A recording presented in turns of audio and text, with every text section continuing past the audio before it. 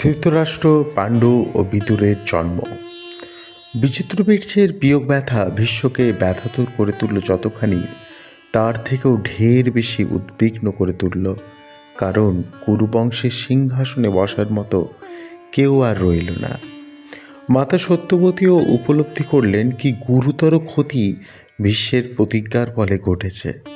প্রথমত, তিনি সিংহাসনে বসবেন না। দ্বিতীয়ত, তিনি স্ত্রী গ্রহণ করবেন না। সুতরাং ভীষ্মের কোনো সন্তান জন্মের সম্ভাবনা নেই। তবু সত্যবতী শেষ চেষ্টা করলেন। নিয়োগ প্রথার উল্লেখ করে ভীষ্মকে বললেন, আমার পুত্র তোমার ভ্রাতা ছিল, সে বলবান এবং তোমার বিশেষ প্রিয়ও ছিল। সে বাল্যাবস্থায় অপুত্রক স্বর্গে গিয়েছে। সেই ভ্রাতার মহিষিদ্বয় কাশী রাজকন্যা, শুভ লক্ষণযুক্তা, রূপযৌবন সম্পন্ন এবং পুত্র কামার্থী। অতএব তুমি আমাদের বংশ রক্ষার জন্যে আমার আদেশে এদের গর্ভে সন্তান উৎপাদন করো এবং তা করে ধর্ম অর্জন করো। কিন্তু ভীষ্ম সরাসরি সত্যবতীর অনুরোধ প্রত্যাখ্যান করলেন। ভীষ্ম বললেন, সন্তান উৎপাদনের বিষয়ে আমার প্রতিজ্ঞা আপনি অবগত আছেন। পৃথিবী গন্ধ ত্যাগ করতে পারে, জল আপন রস ত্যাগ করতে পারে, তেজ নিজের রূপ ত্যাগ করতে পারে, বায়ু স্পর্শগুণ ত্যাগ করতে পারে, সূর্য আলো ত্যাগ করতে পারেন, অগ্নি উষ্ণতা ত্যাগ করতে পারেন, আকাশ শব্দ ত্যাগ করতে পারে, চন্দ্র শীতরশ্মিতা ত্যাগ করতে পারেন, ইন্দ্র পরাক্রম ত্যাগ করতে পারেন, ধর্মরাজ ধর্ম ত্যাগ করতে পারেন, কিন্তু আমি সত্য ত্যাগ করতে পারি না। ভীষ্ম কিছুতেই সত্য ত্যাগ করবেন না বুঝে সত্যবতী অত্যন্ত লজ্জার সঙ্গে ভীষ্মের কাছে আপন কানিন পুত্র ব্যাসের জন্ম বৃত্তান্ত জানালেন।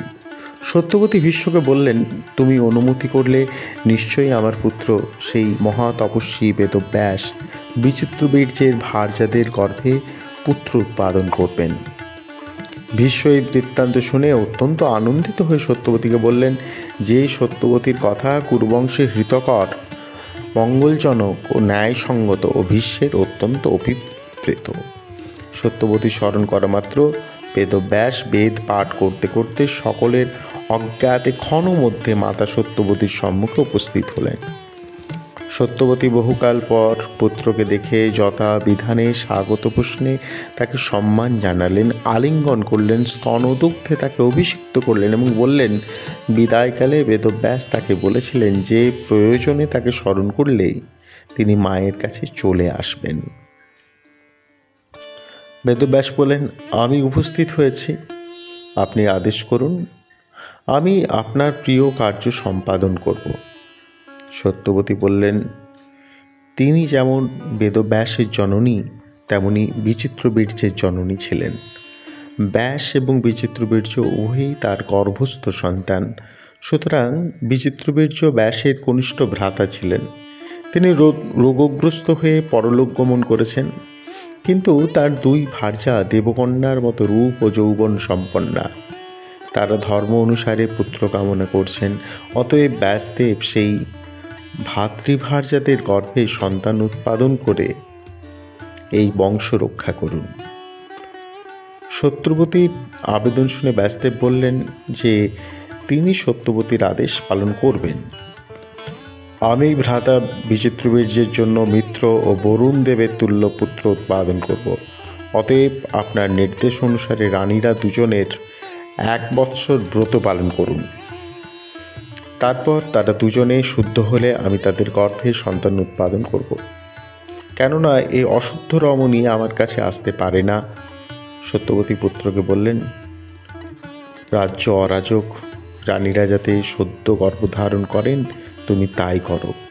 অরাজক রাজ্যে বৃষ্টি হয় না, দেবতা প্রসন্ন হন না, আর আমরাই বা কী করে রাজ্য রক্ষা করব? দ্বৈপায়ন, তুমি শীঘ্র রানীদের গর্ভ উৎপাদন করো।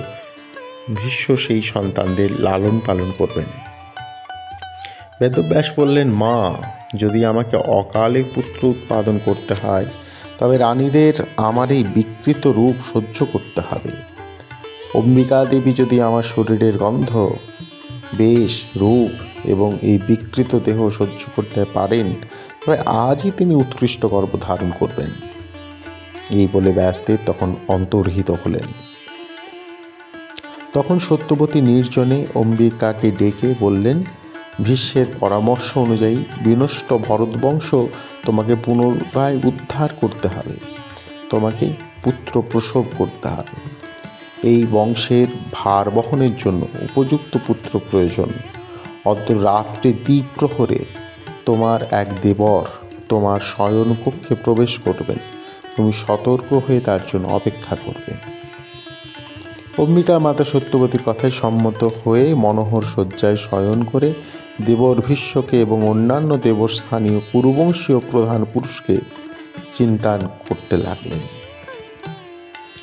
রাত্রি দ্বিতীয় প্রহরে অম্বিকার জন্য নিযুক্ত ব্যাসদেব সেই কক্ষে প্রবেশ করলেন। তখন সেই গৃহে বহু দ্বীপ জ্বলছিল। বেদব্যাসের জটা ও তামাটে দাঁড়ি কোপে স্তূপ এবং তীব্র তীক্ষ্ণ দুই চোখ দেখেই ভয়ে অম্বিকা চোখ বন্ধ করে ফেললেন। সত্যবতীর প্রিয় কার্যকারী ব্যাসদেব সেই অবস্থাতেই অম্বিকার সঙ্গে রমণ কার্য শেষ করলেন। বিতৃষ্ণায় সমস্ত সময়ে অম্বিকা একবারে চোখ খুললেন না। বেদব্যাস শয়নকক্ষের বাইরে এলে মাতা সত্যবতী তাকে প্রশ্ন করলেন, ব্যাস, এর গর্ভে গুণবান রাজপুত্র হবে তো? উত্তরে বেদব্যাস বললেন, মা, এর গর্ভে যে পুত্র সন্তান হবে সে 10,000 হস্তির তুল্য বলবান, বিদ্বান, রাজর্ষি শ্রেষ্ঠ, অত্যন্ত ভাগ্যবান, উৎসাহী ও বিশেষ বুদ্ধিমান হবে। তার 100 পুত্রও হবে, কিন্তু মায়ের দোষে অম্বিকার পুত্র অন্ধই হবে। সত্যবতী ব্যাসকে বললেন যে অন্ধ ব্যক্তি কুরুবংশে রাজা হতে পারে না, অতএব ব্যাসকে আর একটি পুত্রের জন্ম দিতে হবে যে ভরতবংশ রক্ষা করবে এবং পিতৃবংশের বৃদ্ধি করতে পারবে। তাই হবে বলে ব্যাসদেব পুনরায় অন্তর্হিত হলেন। যথাক্রমে অম্বিকা একটি অন্ধপুত্র প্রসব করলেন। সেই পুত্রের নাম হল ধৃতরাষ্ট্র। সত্যবতী পুত্রবধূ অম্বালিকাকে পূর্বের মতো কথা বলে শয়নকক্ষে প্রস্তুত থাকতে নির্দেশ দিলেন। সত্যবতী আহ্বান করলেন। ব্যাসদেব আবার বিকৃত আকারে এসে অম্বালিকাকে ধরলেন। অম্বালিকাও তার পিঙ্গল বর্ণ দাড়ি, জটা ও নয়ন যুগল দেখে ভয়ে পাণ্ডুবর্ণ হয়ে গেলেন। ব্যাস তাকে ভীত ও পাণ্ডুবর্ণ দেখে বললেন, সুন্দরী, আমার বিকৃত মূর্তি দেখে তুমি যখন পাণ্ডুবর্ণ হয়ে গিয়েছ, তখন তোমার পুত্রও পাণ্ডুবর্ণ হবে এবং তার নাম হবে পাণ্ডু। ব্যাসদেব ঘর থেকে বাইরে এলে সত্যবতী প্রশ্নের উত্তরে বললেন, এই বালক যথাকালে অত্যন্ত বিক্রমশালী ও জগৎ বিখ্যাত হবে, কিন্তু মায়ের দোষে পাণ্ডুবর্ণ হবে।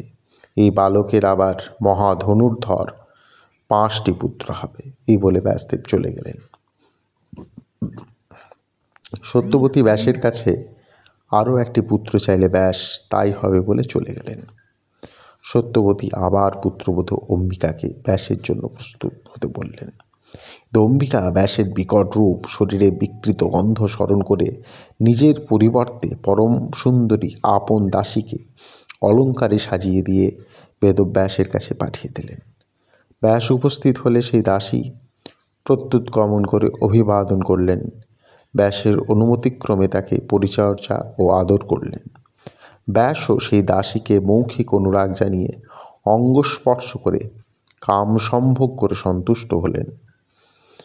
বেদব্যাস সেই আনন্দমগ্না দাসীর সঙ্গে সহবাস করে ওঠার সময় তাকে বললেন, তুমি আমার অনুগ্রহে আজ থেকে আর কারো দাসী থাকবে না। কোনো শ্রেষ্ঠ পুরুষের গর্ভরূপে তোমার উদরের আবির্ভাব ঘটেছে। ইনি ধার্মিক এবং জগতের সমস্ত বুদ্ধিমানের মধ্যে শ্রেষ্ঠ হবেন। বেদব্যাসের পুত্রই বিদুর নামে বিখ্যাত হয়েছিলেন এবং মহাত্মা ধৃতরাষ্ট্র পাণ্ডুর ভ্রাতা বলে পরিচিত ছিলেন। সযজ্ঞ বিদুরো নমঃ কৃষ্ণদ্বৈপায়নত্তজা ধৃতরাষ্ট্র বৈ ভ্রাতা পাণ্ডবশ্চ মহাত্মানা। আদি 132।